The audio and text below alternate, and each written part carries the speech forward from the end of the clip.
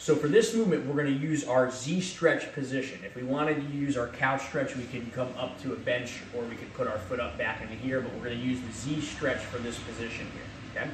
What we're going to do is we're going to start by basically rolling our lumbar spine back, our pelvis back, to lock out our lumbar spine here, okay?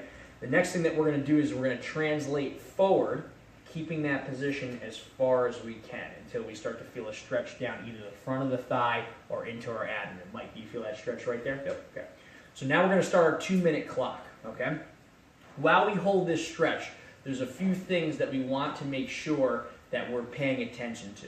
The first thing is one, where are we feeling our stretch? Like we said before, we want our stretch down the front of the thigh or into this lower abdomen here, which would indicate that we're stretching our superficial and deep frontal lines, our hip flexors, our rectus femoris, our quadricep muscles, okay? Where we don't want to feel our stretch is equally as important. We don't want our stretch in our lumbar spine. So if Mike assumes a bad posture here for a second and he starts to lunge forward here, you can see how he loses his position.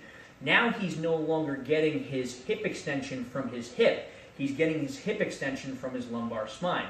A lot of issues that we see in runners where they have this low back pain when they are running and they're extending that trail hip that they're pushing off of, we're not driving our extension from our hip actually, we're getting it from our low back too repetitively and too often. So we're going to pull him back in our position. Okay. We should be approaching our minute-and-a-half mark right about now. Okay. So what we're going to start to do is we're going to get ready for our second phase here, which is our PAIL's contraction. Our PAIL's contraction is we're going to try to have Mike pull his back leg, his front leg backward, and his back knee forward, almost like there's a ball in the middle that he's trying to go through and crush. We're going to start at about 20% of our maximal contraction that we can do, and we're going to slowly ramp up to our maximal volitional effort where we can do so without any pain.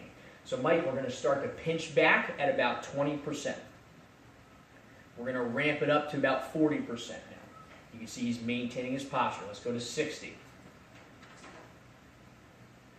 80.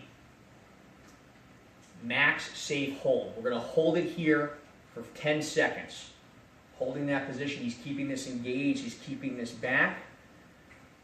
In 5 seconds, he's going to switch his contraction from pulling to squeezing his glute and trying to get his pelvis closer to the floor. So in 5, 4, 3, 2, squeeze the glute, drive down, don't lose your spine, keeping everything here. That should increase the stretch into that position that he feels down the front of his leg into his abdomen.